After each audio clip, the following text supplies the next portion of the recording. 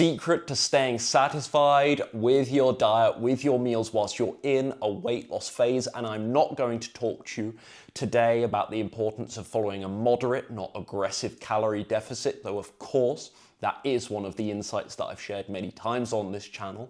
And that's not to say today that that isn't a really important factor for avoiding or at least minimizing lots of the hunger that many people experience on a diet. Small calorie deficit, not extreme. Actually today though, I want to share with you another tactic, another insight that has been so useful to me. Because in the past, I tried so many approaches where the rules of the diet, the plan, seem to really hinge on, cutting either carbohydrates or fat. There's this universally agreed on, you need protein, it's really good for muscle, rightly muscle, tissue maintenance, growth and repair. It's really the other two macronutrients, carbohydrates and fat, where there's a lot of disagreement. The one thing that sort of permeates the whole weight loss diet spectrum though, is that one of them has to go for weight loss. And what I came to realize, I mean, way back when, frankly, but this is something that compounds over time and experience, is really weight loss results are primarily, driven by your calorie intake versus your calorie expenditure. So nutritionally, when you've got a lid, when you actually contain the amount of calories that you eat per day, you can eat both fat and carbs. Now, to me, I say this with total calmness and stillness, because after years of living this way myself, and obviously helping other people do the same, I'm like, duh, like obviously. But I think back to young Rye, the little whippersnapper that was trying all the different diets, really bought into the ideologies of each diet. Okay, I'm doing the keto thing now, so carbs are the demon, carbs are the enemy. Or maybe when I transitioned to plant-based and I first started flirting with the high carb approach, which says statements verbatim such as the fat you eat is the fat you wear, and so I develop even around healthy whole food fat sources like avocados, nuts, seeds, so on and so forth, not oils, not high fat junk foods, but whole food sources. That's key context here. I develop a real fear around those things. I'm terrified of those things, quite understandably, because of what I'd heard. The fat you eat is the fat you wear, and fat is really high in calories. All those things are true, by the way, but that led to this real trepidation to even have a little bit of healthy fat each day. So whatever the diet was, for me, what I was interpreting is this can only be successful through the elimination of one of these really important nutrients, frankly. I consider all three macronutrients essential in different ways. So not to say you need equal balance in all of them. I'm going to talk about the split that has worked so well for me, frankly, changed my life, changed my physique, certainly. I'm going to come on to that in a second, but the initial point I wish to make here is, no, you don't need to cut carbs or fat when you keep a lid on the calories. And this is the beautiful thing. And I was speaking with a client last night about this who is 19 pounds down, eating their beloved avocado toast every single day, and they can't believe it. It's like, wow, I get to eat avocado toast? To some people, especially from the high carb background, that sounds crazy. That sounds great. What, you can have carbohydrates from the bread and toast, and then maybe more protein-rich foods later on in the day, and you still lose weight doing that? Eating that for breakfast every morning? That feels luxury, it feels so rich. Avocado toast and weight loss? Yeah, because we put a lid on the calories, and over the course of the day, we have a really decent balance between the macronutrients. And this, thinking like your diet, or thinking like my diet actually, like this, wow, the satisfaction level that I experience is massive. And this is in conjunction with what I said right at the start, which is you need to run, I believe, a really small, moderate, sustainable calorie deficit, as opposed to a really aggressive one that lots of these quick fixes and fad diets promote. And that's been the secret for me.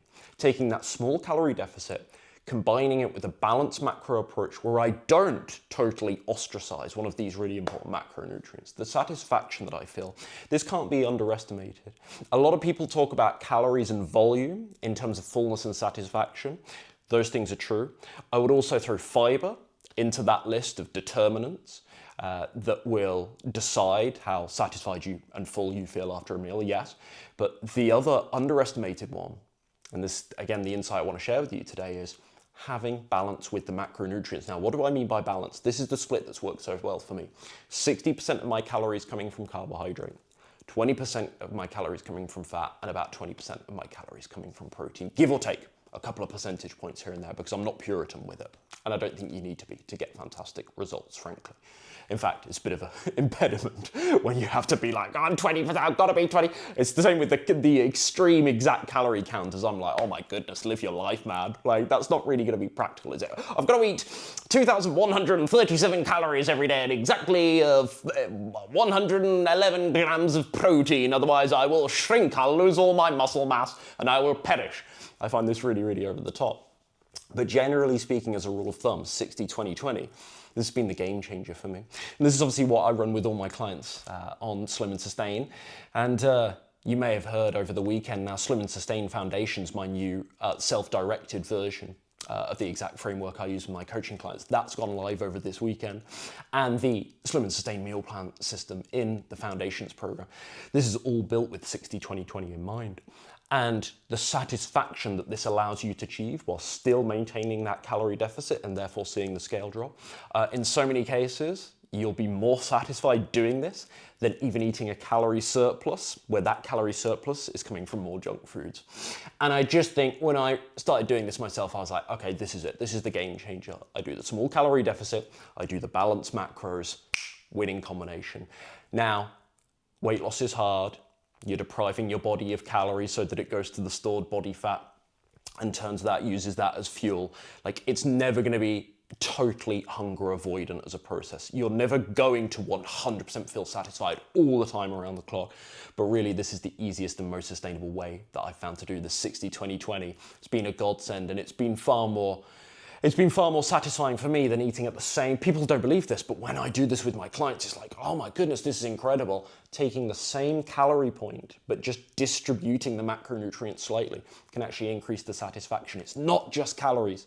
Satisfaction on your diet is not just the amount of calories you eat. When you get the balance with the macronutrients right, wow, yeah, I think this is a real game changer. So big insight today is, no, you don't need to cut carbs or fat to lose weight. And all the diets, all the fad diets that rely on such a measure, this is the reminder I'd offer you, they only work because they force a calorie deficit anyway. What I would say to that is, again, is it going to be sustainable? Is it going to be enjoyable? Are you going to have all the energy and all the nutrients that you need if you are ostracizing a total macronutrient? How realistic is that over the long term? How healthy is that over the long term? I'm not really sure. And so when I moved away from that stuff and realized, no, I need to keep a lid on the calories, and as long as I do that, I can have far more variety in terms of food groups and macronutrients. Wow, satisfaction and enjoyment with my day-to-day diet goes through the roof. So yeah, if you want more help with this, if you want the structure just without the coaching and ongoing support, you can check out the new Slim and Sustain Foundations program below. Really excited for this. This has been in the works for a while. Really, really excited for this. So check that out down below. And this is how we do, I'll finish on this because I'm going on and on. This is how we do weight loss that actually lasts without the constant fear that one chocolate bar is going to rebound you. Because if your day-to-day diet is already really depriving in terms of calories, if it's already really macro imbalanced and you're like missing the carbs, or you're missing the fat, or maybe your protein's really low, so you're not feeling fantastic. We haven't talked about that much today, so protein is important. So you're not feeling fantastic. Like when one of the macronutrients is out of sync, when your calories are low, or you're not doing enough of the volume and fiber gain, and you have a craving, and your friend invites you for pizza, it's game over because you don't actually like your diet. When you like your diet and you're getting results, temptation goes down, food noise goes down, you're just ultra focused because, hey, I actually like the process this time. And that's an awesome place to be.